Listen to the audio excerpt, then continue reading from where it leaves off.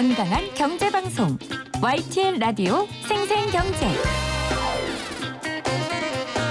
오늘 가장 뜨거운 경제 뉴스를 제일 생생하게 전해드리는 시간입니다. 미국 대선이 정말 코앞으로 다가왔습니다. 우리도 누가 되는 게 우리에게 좋은지 계산기 두드리느라 바쁜데요. 특히 무역이 중요한 우리에게는요. 누가 당선되느냐에 따라 통상 전략을 다르게 세워야 합니다. 거기다가 아직 끝나지 않은 WTO 사무총장 선거도 있어서요. 동국대 국제통상학과 광유성 교수와 함께 관련 이야기 나눠볼게요. 교수님 어서 오세요. 네, 안녕하십니까. 요즘 만나면 이것부터 물어본다던데요. 트럼프가 될 것 같으세요? 바이든이 될 것 같으세요? 모르신다고 대답하려고 하시죠? 네. 지금 1시간 지났잖아요. 네. 오후 2시부터 우리 시간으로 이제 지났는데 지금 제가 볼 때는 뭐 이제 그동안 선거 판세를 지난 2016년 예측했던 사람들이 다 틀렸기 때문에. 아, 그렇습니까? 그래서 제가 얘기했다가 또 틀리면 어떨까요? 아니, 교수님은 그동안 예측했던 게 맞은 표현이셨어요? 틀린 표현이셨어요? 저도 그때 틀렸죠. 클린턴이 당연히 틀리라고 네. 생각을 했었는데 그렇게 될지는 몰랐고요. 기본적으로 보니까 러스트벨트하고 선벨트, 플로리다 같은 마이애미 이런 지역이죠. 노스캐롤라이나 뭐 아리조나 이런데 그중에서 한 군데도 찾을 수는 없을 것 같고요. 트럼프가 워낙 빨리 따라잡아서. 네. 근데 이제 러스트벨트 중에서 펜실베이니아, 미시건 정도, 위스콘신 요 세 개 정도는 한 6, 7%씩 벌어져 있더라고요. 어제 기준으로. 네. 그런 거 보면 샤이 트럼프가 그렇게 나타난다고 하더라도 이번에 중간선거가 6천만 명 이상이 참여했다고 그래요. 그 중간선거는 거의 2대1로 바이든이 우세한다고 보통 보고 있거든요. 그렇다면 이번에 남아있는 표 자체가 줄어들고 지금 현재 이틀 전에 추정한 것이 한 6%, 7%씩 격차가 있으면 네. 샤이 트럼프가 나타나도 덮을 것 같지는 못하다. 그렇게 본다면 이건 뭐 순수하게 예측입니다. 네. 그렇다면 이번에는 바이든이 우세하지 않을까. 제 판단입니다. 그러니까 여러 변수가 있다 하더라도 지금의 대세는 바이든이다. 이렇게 좀 정리를 하고요. 네. 제가 코앞이라고 했는데 시작이 됐죠? 네. 뭐가요? 대선이요. 1시간 전에. 그렇죠. 네, 시작이 됐어요. 제가 코앞이라고 아까 표현을 해가지고요. 자, 미국 대선 결과에 따라 바뀌는 글로벌 경제의 흐름 또 우리 통상 전략은 조금 뒤에 살펴보기로 하고 만약에 바이든이 정말 된다면 제가 걱정하고 있는 게 지금 WTO 사무총장 선거에서 미국이 우리를 지지하고 있단 말이에요. 근데 혹시 바이든이 된다면 뭐 이런 지지가 철회되거나 뭐 바뀌거나 이럴 수 있을까 하는 거예요. 근데 이게 WTO에서 실제로 이제 가서 보면 그렇게 지지했다가 또 확 바뀌고 이럴 것 같지는 않고요. 근데 이제 실제로 1차 투표에서 WTO의 그 의사결정 방식은 컨센서스 방식이잖아요. 네. 그런데 이제 이게 컨센서스가 160몇 개국이 이루기가 굉장히 어려워서 보통은 투표를 하거든요. 그래서 지난번에 제너럴 어셈블리, 한국말로 일반 이사회에서 의사결정을 하는 기구인데 거기서 투표를 한 결과 96표가 넘어선 1등이 오콘조 이웰라 나이지리아 후보라고 해요. 네. 그리고 유명유 본부장은 뭐 70몇 표에 그쳤다는데 그 가장 큰 이유 중에 하나가 EU가 통상정책을 보통 선언할 때 EU는 통상정책이 통일된 통상정책이에요. 개별 통상정책을 이용하지 않고 왜냐하면 이 관세동맹이기 때문에 그렇겠죠. 외부에 대한 그것이 똑같아서 네. 이런데 어떤 미묘한 사안에서 내셔널 서버린티라고 하는 주권이 중요한 사항은 EU가 개별 국가들한테 투표권을 위임하는 경우도 있어요. 아하. 그런데 네. 이번 사무총장 선거에는 EU가 통상정책 권한을 행사해서 EU 28표가 모두 몰피고 나이지리아로 표다. 갔군요. 그 바람에 이제 돌아선 게 가장 큰 이유고요. 그 다음에 적극적인 반대를 했던 이웃 나라들이 있습니다. 그게 이제 반대 운동을 했던 게 일본이고 한국하고의 이제 그 관계 때문에 이번 정부 들어와서 좀 안 좋죠. 그다음에 중국도 사실 저 편을 들었습니다. 아, 그래서 미국이 그러면 왜 다 이 어셈블리 제너럴 어셈블리에서 끝나면 보통 이제 2차에서 결선 투표를 하기 전에 그 전에 컨센서스 방식이기 때문에 이전에 지금 사무총장이나 그 WTO에서 주요국들이 그린룸 컨설팅 비슷하게 해가지고 물러나셔. 물러나는 게 수순이니까. 또 기권을 하게 하죠. 기권하게 네. 하고 그다음에 이제 만장일치로 이렇게 하게 하는 절차인데 갑자기 지난주에 미국이 벌떡 일어나서 나는 유명희 본부장을 지지한다. 지지하겠다.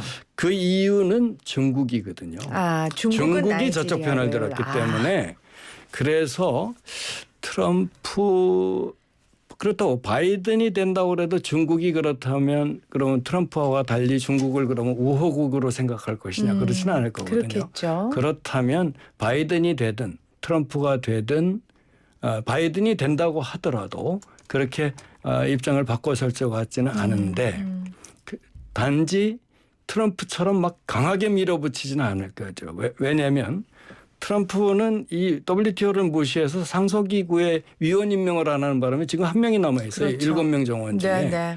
그렇게 WTO를 무시했던 사람인데 바이든은 반대로 다자주의와 동맹을 우선으로 한 것이기 때문에 그럼 다자주의와 동맹을 우선으로 한 그런 입장으로 선회했다는 걸 EU가 알아듣고 또 중국이 알아듣고 돌아선다면 스토리는 달라질 가능성은 있지만 그걸 기대하기는 사실은 네. 예, 지금 WTO 운영 그걸 보면 그동안에 또 미국의 WTO 무시했던 행보 이런 것들을 보면 그렇게 쉽게 넘어갈 것 같지는 않다. 워낙 큰 차이가 있어요. 네. 자, 이야기를 정리를 해보면 제가 처음 드렸던 그 질문 바이든이 됐을 경우에 어떻게 될 것인가. 그거는 말씀하신 것처럼 트럼프만큼 몰아붙이진 않겠지만 바이든이 뭐 당장 중국과 우호적으로 지낼 건 아니기 때문에 지지를 철회하진 않을 것이다.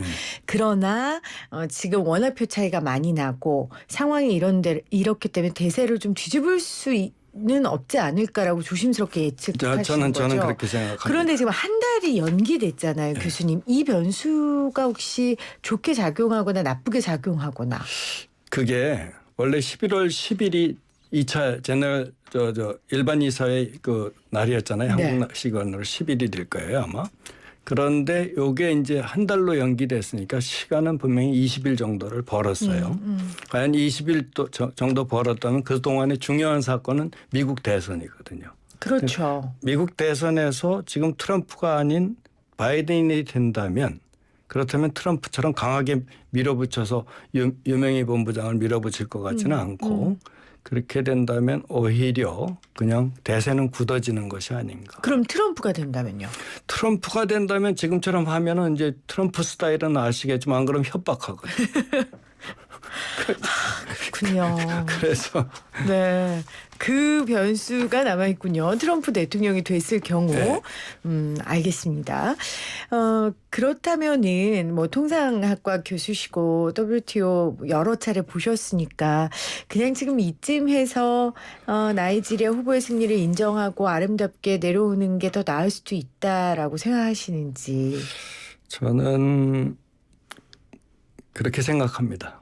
지금 단계에서 이미 했는데 그거를 해서 또 대선 불복이나 마찬가지거든요. 사실은. 그렇군요. 일반적에서 압도적인 승리로 100표 넘게 얻은 당선자를 그리고 이 오컨저 후보가 제가 압니다만 MIT에서 경제학 박사를 하고 실제로 또 통상 쪽에서 월드뱅크에서 오랜 경험도 쌓고 있고 나이지리아는 재무장관도 했던 경력이 출중한 분이에요, 사실.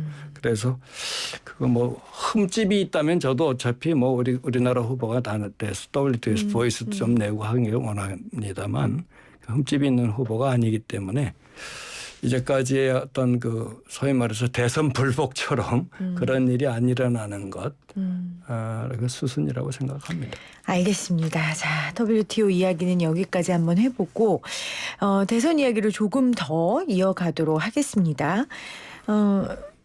트럼프는 뭐 자국 우선주의 그리고 보호무역주의 뭐 이런 이야기 우리가 굉장히 많이 했었으니까요.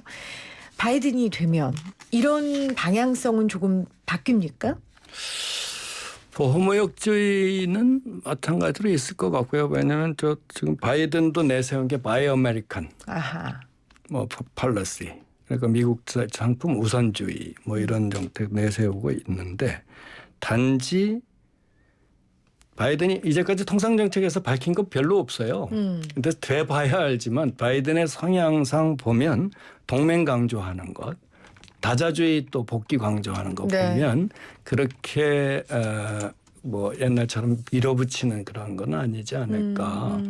그렇다고 보호 관세를 이미 이제 뭐 무역확장법 232조나 슈퍼 301 같은 걸로 해서 매기고 있는 것을 철회할 것 같지는 않고. 사실 그걸 하기까지 힘들잖아요. 근데 트럼프가 밀어붙여서 그 많은 반발을 이기고 한 건데 그걸 과연 철회하겠느냐.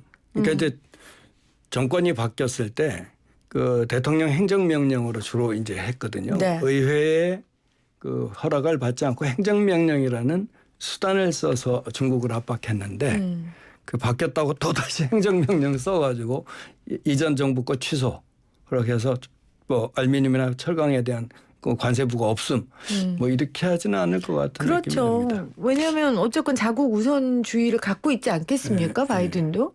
그리고 실제 트럼프가 재임 기간 동안 미국 경제가 좋았고 미국 국민들도 다른 이유가 아니라 그 이유 때문에 트럼프를 지지하는 분들도 계시기 때문에 그래도 자국 우선주의를 좀 유지하길 바라지 않지 않을까. 트럼프만큼 강력하긴 안 하더라도. 반은 방식의 차이죠. 방식의 차이겠죠. 바이 아메리칸 팔레시도 마찬가지로 사실은 보호무역주의고 차별 또 우선 자유무역주의의 가장 기본적인 무차별 원칙이잖아요. 그렇죠. 그러니까 이제 무차별 원칙에 어긋나는 거죠. 우리나라 우선이 먼저. 무차별 원칙이 구성하는 것 중에 두 번째 내국민 대우라는 게 있단 그렇죠. 말이죠. 그러면 바이 아메리칸이 아니라 바이 이퀄리 뭐 이렇게 해야 되는데 네. 그건 아니니까 그런 측면에서는 보호무역 정책이 가져갈 것 같은데 단지 차이는 추가적인 관세 부과를 이제까지 무역확장법 232조나 301조를 써서 할 것 같지는 않고 네. 그냥 종합 통상법 88년 통상법 가지고 할 것 같지는 않고 하게 되면은 우리가 이제 사후적인 조치지만 무역 구제 조치들 반덤핑 상계 관세 그다음에 무슨 긴급 수입 제한 조치 같은 이런 조치를 절차에 따라서 하지 않을까. 네, 절차에 따라서. 예, 저는 그렇게 봅니다. 사실 트럼프 재임 시절 우리에게도 좀 힘들었던 분야가 있잖아요. 좀 압박이 심했던 부분 어떤 게 있었을까요? 특히 트럼프가 취임하자마자 파리 기후 협약 탈퇴를 했고요. 우리한테 직접적인 건 철강하고 그다음에 알루미늄에 대한 관세였었죠. 네. 사실 철강은 중국을 대상으로 했던 것인데 중국에서 수입하는 것 중에 대부분의 많은 부분이 한국이 중국을 통해서 수입하는 그런 측면에서 중국의 수입품의 반은 한국이라고 보기 때문에 한국이 같이 맞은 거거든요. 네. 바로 이제 그런 측면에서 보면 이런 알루미늄하고 철강 쪽 같은 게 이제 제일 민감한 것이지 않을까. 그러면 그 부분은 만약에 바이든이 된다면 좀 숨통이 트이겠습니까? 그것도 결국 중국과의 관계겠지만. 일단은 매겨놓은 거를 쉽게 처리할 것 같지는 않고요. 네. 왜냐하면 그것도 행정명령을 통해서 하더라도 절차를 밟았기 때문에 앞으로 이제 그것이 예를 들어서 공정무역을 위해서 어떤 시점에 들어와서 프라이스 언더테이킹을 한다든가 해서 네. 약속을 지켰을 경우에는 없어지거든요. 근데 이제 그 약속이라는 게 굉장히 또 고려하는 점도 많고 그다음에 자의적일 수가 있기 때문에 네. 그거는 정치적인 판단이 있을 것 같아요. 있을 것이다. 바이든도 IT 산업 규제 강화를 천명했어요. 이거 우리한테 좀 영향을 많이 주지 않습니까? 바이든이 IT 산업 규제를 얘기한 것은 제가 보기에 네. 중국을 겨냥한 것 같아요. 중국 역시. 화웨이에 대한 것이 이제 그 중국에 대한 조치는 지난번에 이제 사이버 칩을 붙였는데 이게 정보를 빼는 게이트를 만들었다. 따라서 이 게이트를 없애기 위해서는 중국의 IT 산업이 미국에 진출하는 것 자체를 막아야 한다. 그 네. 대표적인 게가 이제 GT라고 하는 거하고 이제 화웨이였었지 않습니까? 특히 화웨이에 대해서는 5G 그 네트워크는 굉장히 빠른 속도로 대량의 데이터를 전송할 수 있는 게 이제 5G인데 이런 측면에서 IT 규제는 바로 중국의 그런 IT 기업들에 대한 규제가 아닌가 하는 생각이 듭니다. 결국 미국의 통상 정책은 중국을 어떻게 대응하고 중국과 어떻게 관계를 맺고 뭐 핵심은 그건 거잖아요, 교수님. 지금 미국 통상 정책의 가장 포커스는 중국을 적국으로 생각해서 미국의 일자리를 탈취하는 게 중국이다라고 생각하는 것은 공화당도 마찬가지고 민주당도 같은 바이파티션 이슈라고 그러거든요. 네. 초당적인 이슈예요. 그런 측면에서 지금 앞으로도 통상 정책의 기본은 이것이 동맹으로 됐던 중국 압박을 위한 동맹이라고 분명히 얘기했거든요. 동맹들을 통해서 중국에 그런 짓을 못하도록 하겠다. 불공정한 짓을 못하게 하겠다. 그렇게 얘기를 했기 때문에 앞으로도 아마 중국에 대한 것이 가장 큰 이슈가 될 것이다. 그럼 미국 무역 협상은 어떻게 진행될 걸로 보세요? 미중 무역 협상은 일단 트럼프 시기의 협상은 하지 않을 거예요. 왜냐하면 지금 1단계 합의까지 이루었다가 이제 이행을 안 하니까 네. 트럼프가 다시 보복을 하는 형태를 취하고 있잖아요. 네. 그런데 이제 그 중국 입장에서도 옛날에는 숙이고 들어갔어요. 그래서 뭐라고 그러면 그러면서 겉보기에는 이제 뭐 자존심이 있고 국가 그게 있으니까는 숙이지 않지만 뒤로 다 양보해 줬거든요. 그런데 시진핑 정부가 지난번에 이제 임기 제한이 없애고 나서 거의 황제급으로 등극하면서 이게 갑자기 뻣뻣하게 나오기 시작하니까 이게 네. 쉽게 바이든이 대권을 잡는다고 해서 그렇게 달라질 것 같지는 않습니다. 단지 방법은 뭐냐면 트럼프는 그냥 직선적으로 보고 공격하는 반면에 바이든은 동맹과 함께 중국을 소위 말해서 막 표현으로 버릇을 고쳐놓겠다고 불공정 행위를 못하게 하겠다고 이렇게 얘기를 하는 거니까 방식이 차이지 같은 것 같습니다. 교수님 여러 차례 강조해주고 계세요. 바이든이 됐든 트럼프가 됐든 미중 관계가 지금 뭐 급변할 가능성은 없다. 결국 방법의 문제인데 그래도 시장에서는 트럼프 같은 경우는 전혀 예측이 안 됐고 바이든 같은 경우에 절차 방법과 눈치를 보면서 한다면 불확실성은 좀 줄어드니까 글로벌 리스크가 좀 줄어들지는 않을까요? 트럼프는 왜 제가 처음에 생생경제에 나왔을 때 트럼프 얘기를 했을 때 트럼프에 대해서 확실한 건 그의 unpredictability, 불확실성밖에 없다. 어디로 튈지 모르는 것만이 확실하다고 그랬잖아요. 네. 그런데 바이든은 그렇지는 않아요. 동맹 강조하고 다자주의 강조하고 룰 베이스드로 규범 접근한 그런 절차를 접근을 하겠다는 얘기니까 그만큼 리스크는 작다고 볼 수는 있죠. 그러면 우리 같은 경우에는 이제 이 미중 무역 협상 결과와 미중 관계에 너무 밀접한 상황이니까 불확실성이 좀 줄어드는 것만으로 우리한테는 좀 긍정적이지 않을까 싶은데요. 일단은 우리가 이제 많은 사람이 중국에 대한 규제로 한국이 손해를 봤다. 왜냐하면 우리의 부품의 80%가 부품이나 소재로 중국에 수출하고 그걸 또 원제품 만들어서 미국에 수출하니까. 네. 그러나 사실은 보면 무역 전환 효과도 있어요.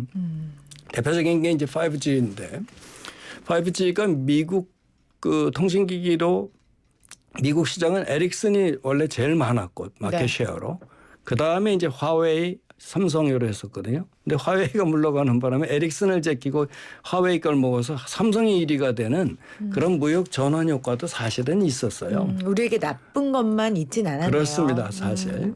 또 그다음에 아까 얘기한 그 탄소 조정세 바이든이 하면 이제 친환경 정책으로 내세우기 탄소 조정세인데 우리는 파리 기후 협약에 가입을 하면서부터 우리 목표 베이스로 감축한다고 얘기를 했고 네. 그와 동시에 신재생 에너지에 대한 투자를 많이 해왔거든요. 대표적인 게 이제 전기차 수소차인데 수소차 같은 경우는 세계 1위의 기술력이거든요. 그거는 뭐 수소를 끌어들여서 산산 결합하면 H2O가 에서 H를 분리해서 만드는 거 아닙니까? 그래서 네. 열을 만들어내는 에너지를 만들어내는 그 과정인데 그 과정에서 1위라는 것은 그만큼 한국은 노력을 해왔기 때문에 탄소 조정세 도입하더라도 일반 개도국처럼 우리가 그렇게 쉽게 피해만 입을 것 같지는 않다. 중국이 특히 반대를 하죠. 네.